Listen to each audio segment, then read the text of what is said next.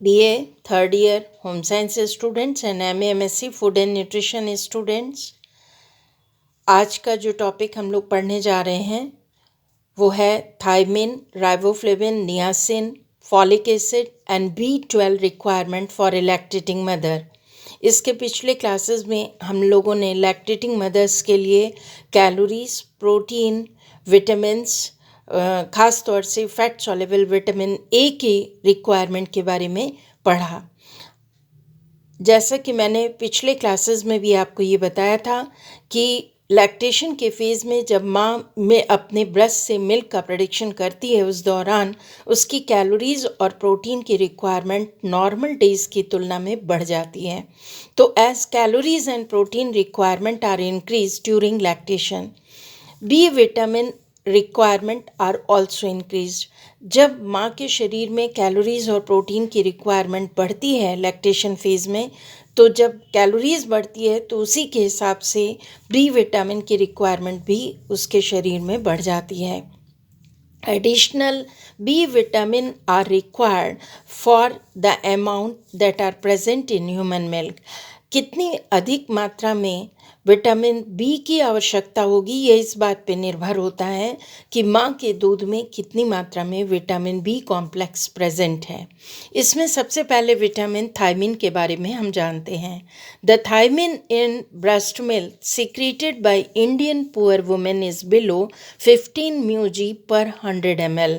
इसका मतलब यह है कि कई स्टडीज़ हुई हैं और जिन्होंने इस बात को प्रूफ किया है, जो भारतीय गरीब महिलाएं हैं, गरीब वर्ग की महिलाएं हैं, उनके जब वो ब्रेस्ट मिल्क सीक्रीट करती हैं तो उनके मिल्क में 100 ml मिल्क में केवल 15 म्यूजी थायमिन प्रेजेंट होता है। The maximum concentration of thiamine in milk can be achieved by supplementing 20 म्यूजी 100 ml। ऐसी माताओं को कम से कम उनके दूध में 100 ml दूध में 20 म्यूजी कम से कम ज़रूर थायमिन प्रेजेंट हो, इसके लिए उन्हें सप्लीमेंट्स देने की आवश्यकता होती है। At this concentration with an output of 700 ml of milk, 0.14 milligram of thiamine would be lost by the mother। अगर एक माँ मतलब 20 म्यूजी पर 100 ml के हिसाब से सप्लीमेंट फॉर्म में वो थायमिन को ले रही है, तो ऐसा अनुमान है कि जब वो 700 ml मिल्क पर डे अपने ब्रेस्ट से आउटपुट करती है तो 0.14 मिलीग्राम थायमिन निश्चित रूप से माँ के शरीर से लॉस होता है। इसलिए thiamine content of mother's milk depends on mother's diet. इसलिए पूरी तरह जो थायमिन माँ के दूध में आ रहा है वो पूरी तरह माँ की डाइट के ऊपर निर्भर करता है। इसलिए माँ को अपनी डाइट में निश्चित रूप से चोकर सहित आटे की रोटी, साबुत अनाज जैसे अंकुरित अनाज, इन सभी का सेवन, अंकुरित अनाज और साबुत अनाज या मिक्स्ड आटे की रोटी चोकर सहित और बिना माड़ निकाला हुआ चावल, इस तरीके की चीज़ों को जब वो लेती है और बिना पॉलिश किया हुआ चावल ये सब खाती है तो निश्चित रूप से उससे थायमिन अपनी डाइट में प्राप्त हो जाता है डाइट के द्वारा। Dietary intake for thiamine for lactating mother is 0.5 milligram per 1000 kilocalories and their daily requirement is computed on the basis of their energy intake। जो एनर्जी है वो कितना एनर्जी इनटेक उसका हो रहा है या कितना एनर्जी वो ले रही है, इसके ऊपर थायमिन की रिक्वायरमेंट निर्भर करती है। यदि वो 1000 किलो कैलोरीज लेती है अपनी डाइट में तो उसमें उसे 0.5 मिलीग्राम थायमिन निश्चित रूप से उसकी डेली रिक्वायरमेंट में प्राप्त होना चाहिए। The additional intake recommended by ICMR 2010 on the basis of additional calories allowances is plus 0.3 milligram for 0 to 6 month lactation and plus 0.2 milligram for 7 to 12 months. 0.3 milligram जो है, ये अभी जो मैंने आपको बताया कि 0 to 6 मंथ में उसे 0.3 मिलीग्राम, मतलब जो नॉर्मल उसकी रिक्वायरमेंट है, जब वो 0 से 6 मंथ के फेज़ में लैक्टेशन के हो, यानी शुरुआती फेज़ में हो, तो उसे उसमें प्लस 0.3 मिलीग्राम जोड़ करके थायमिन लेना चाहिए। और अगर 7 to 12 मंथ के फेज़ में है तब उसे प्लस 0.2 मिलीग्राम ऐड करके लेना चाहिए। तो ये मैंने आपको थायमिन की requirement for a lactating mother के बारे में बताया। अब जो नेक्स्ट है वो है राइबोफ्लेविन। राइबोफ्लेविन यानी B2 विटामिन है। The riboflavin content of breast milk of low income Indian mothers is less than 30 म्यूजी per 100 ml।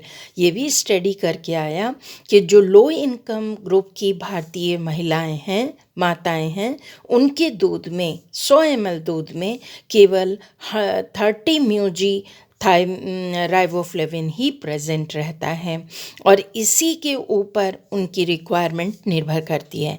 The amount of riboflavin loss through milk is 0.23 milligram per day, जबकि breast के द्वारा जो milk निकल रहा है उससे प्रतिदिन उनके शरीर से 0.23 मिलीग्राम पर डे के हिसाब से राइबोफ्लेविन लॉस होता है। एडिशनल इंटेक ऑफ राइबोफ्लेविन, इस बात पे additional intake of riboflavin corresponding to the increased energy would be 0.3 milligram.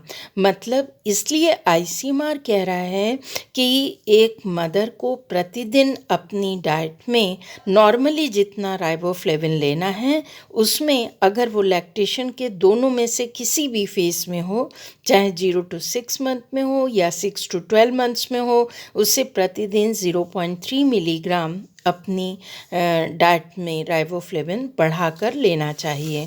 तो RDA के according RDA for riboflavin during lactation is computed on the basis of 0.6 milligram पर 1000 kilo calories. जैसा अभी मैंने thiamine में बताया था कि कैलोरीज़ के ऊपर निर्भर करता है थायमिन की रिक्वायरमेंट। तो अगर वो 1000 किलो कैलोरीज कंज्यूम कर रही है लैक्टेटिंग मदर, तो उसे निश्चित रूप से 0.6 मिलीग्राम राइबोफ्लेविन प्रतिदिन ज़रूर अपनी डाइट के साथ लेना चाहिए। और राइबोफ्लेविन सबसे ज़्यादा जो है वो चोकर में तो रहता ही है, और मूंगफली का जो छिलका होता है, भुनी हुई मूंगफली के छिलके के ऊपर जो दाने के ऊपर जो लाल वाला कवर होता है, उसमें राइबोफ्लेविन बहुत ज़्यादा मात्रा में पाया जाता है। उसे हम जब खाते हैं, आमतौर पे हम छिलके को हवा में उड़ा देते हैं, तो इस तरह राइबोफ्लेविन उड़ जाता है, लेकिन उसे हमें निश्चित रूप से कंज्यूम करना चाहिए। तो इफ़ द डाइट, और भी बहुत सारे फूड स्टफ्स हैं जिसमें राइबोफ्लेविन पाया जाता है। मिक्स्ड पल्सेस में, मिक्स्ड वेजिटेबल्स में, मिक्स सीरियल्स में ये राइबोफ्लेविन बहुत अच्छी मात्रा में होता है, और जो फर्मेंटेड आइटम्स होते हैं उनमें भी राइबोफ्लेविन प्रेजेंट होता है। If the diet meets the requirement of protein and calcium, the requirement of riboflavin would be definitely met. ये भी स्टडीज़ ने प्रूव किया है, अगर डाइट में प्रोटीन, यानी अभी मैंने मिक्स्ड पल्सेस की बात की थी, और कैल्शियम जो कि green leafy vegetables, milk and milk product, इन सभी चीज़ों से, और तिल में स्पेशली वाइट वाले तिल में कैल्शियम बहुत ज़्यादा मात्रा में होता है। जब हम इनको डाइट में कंज्यूम करते हैं तो हमारी राइबोफ्लेविन की जो आवश्यकता है वह पूरी हो जाती है। Milk is not only a good source of calcium but also a good source of riboflavin। इसलिए साफ साफ मैंने यहाँ पे आपको मैं बता रही हूँ कि मिल्क केवल कैल्शियम का ही अच्छा स्रोत नहीं है, बल्कि ये राइबोफ्लेविन का भी बहुत अच्छा स्रोत है। जब हम मिल्क से मिल्क प्रोडक्ट्स डेवलप करते हैं, दूध से दही बनाते हैं, दूध से छेना बनाते हैं, जो भी प्रोडक्ट्स हम पनीर बनाते हैं, इन सभी में राइबोफ्लेविन बहुत अच्छी मात्रा में पाया जाता है। नेक्स्ट जो विटामिन B कॉम्प्लेक्स है वो है niacin. The nicotinic acid content of breast milk of Indian women ranges between 100 and 150 mg per 100 ml. इसमें भी जो इंडियन वुमेन्स के ऊपर हर एज ग्रुप, हर इनकम ग्रुप की वीमेंस पे स्टडी की गई और ये देखा गया जो भारतीय महिलाएं हैं उनके दूध में 100 ml दूध में 100 से लेकर 150 म्यूजी तक निकोटिनिक एसिड या नियासिन पाया जाता है।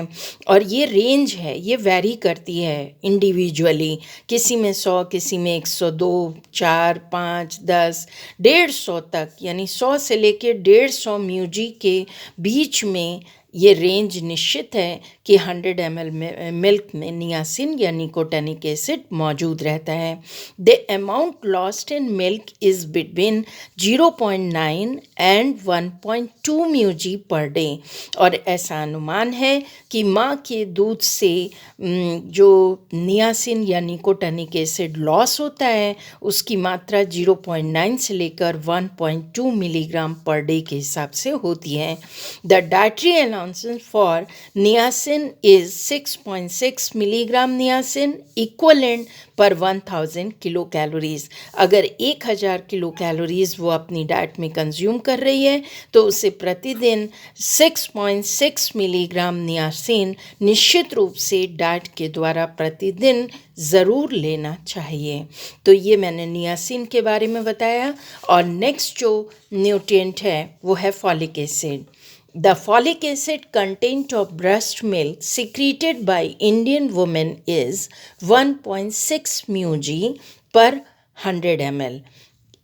ये भी स्टडी हुई कि जो भारतीय महिलाएं हैं, माताएं हैं, उनके दूध में 100 ml दूध में 1.6 म्यूजी फॉलिक एसिड पाया जाता है।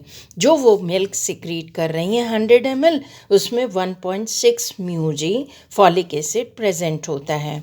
At the higher level the amount of folate lost by women would be about 25 mg a day. ये कहा जा रहा है कि इस तरह से ये देखा जाए तो एक माँ प्रतिदिन अपने दूध के माध्यम से 25 म्यूजी पर डे के हिसाब से फॉलिक एसिड या फॉलेट को लॉस करती है। An additional intake of 100 mg of folate should be provided during lactation. इसलिए 100 mg प्रतिदिन उसको एक्स्ट्रा चाहिए लैक्टेटिंग मदर को, चाहे वो 0 to 6 मंथ में हो या 6 to 12 मंथ्स में हो। निश्चित रूप से फॉलिक एसिड इतनी अधिक मात्रा में उससे कंज्यूम करना चाहिए। तो इसके लिए वो आयरन रिच चीज़ें जो होती हैं उनमें सभी में, जैसे जो हमारा चना होता है, देशी चना, राजमा, इनमें फॉलेट या फॉलिक एसिड बहुत अच्छी मात्रा में, ग्रीन लीफी वेजिटेबल्स, पालक, मेथी, बथुआ, चौलाई, सभी में फॉलिक एसिड, जिन जिन चीज़ों में आयरन कंटेंट होता है उनमें ये पाया जाता है और निश्चित रूप से इन्हें लेना चाहिए। और फ्लैक्स सीड्स जो होती हैं जिसमें ओमेगा 3 फैटी एसिड्स होते हैं, फॉलिक एसिड भी प्रेजेंट होता है। अब आते हैं नेक्स्ट जो लास्ट न्यूट्रिएंट इसमें बी कॉम्प्लेक्स में है, वो है vitamin B12। The amount of B12 is cyanocobalamin. The amount of B12 secreted in milk per day is 0.25 से 0.3 म्यूजी। ऐसा मतलब अनुमान है कि एक जो इंडियन मदर है वो अपने ब्रेस्ट से जो मिल्क सीक्रेट करती हैं वो 100 ml मिल्क में 0.25 से 0.3 म्यूजी, बहुत कम मात्रा है, लेकिन निश्चित रूप से विटामिन B12 भी माँ के दूध में आ रहा है। एन एडिशनल इनटेक ऑफ 0.5 म्यूजी per day would cover the needs during lactation. 0.5 म्यूजी से पर डे जो है, इसलिए इसकी आवश्यकता लैक्टेशन फेज़ में बढ़ जाती है, चाहे वो 0 to 6 मंथ के फेज़ में हो या 7 to 12 मंथ्स के फेज़ में हो। Vegan nursing mothers should take supplements. देखिए, वेजन का मतलब है वेजिटेरियन लैक्टेटिंग मदर्स जो होती हैं एक तो नॉन वेजिटेरियन लैक्टेटिंग मदर्स होती हैं जिनकी अंडा, मांस, मछली, दूध व दूध से बने पदार्थ, उन सभी के द्वारा उसे B12 प्राप्त हो जाता है। ख़ास तौर से अंडा, मांस, मछली के द्वारा प्राप्त होता है। लेकिन जो वेजिटेरियन मदर्स होती हैं उनमें इसकी कमी रह जाती है, तो उन्हें मात्रा तो बहुत कम चाहिए, लेकिन उन्हें सप्लीमेंट फॉर्म में यानी B कॉम्प्लेक्स निश्चित रूप से दिए जाने की आवश्यकता होती है ताकि माँ की ये रिक्वायरमेंट पूरी हो सके। तो आज स्टूडेंट्स मैंने आपको B complex vitamins lactating mother के लिए उनकी क्या रिक्वायरमेंट होती है, जैसे thiamine, riboflavin, niacin, folic acid and B12 specially इन न्यूट्रिएंट्स की बात हम लोगों ने आज की है। मुझे उम्मीद है आप सबको मेरी बात समझ में आई होगी। जिन भी स्टूडेंट्स की कोई क्वेरी हो तो आप चैट बॉक्स में क्वेश्चन डाल सकते हैं और पर्सनली कांटेक्ट कर सकते हैं। Thank you.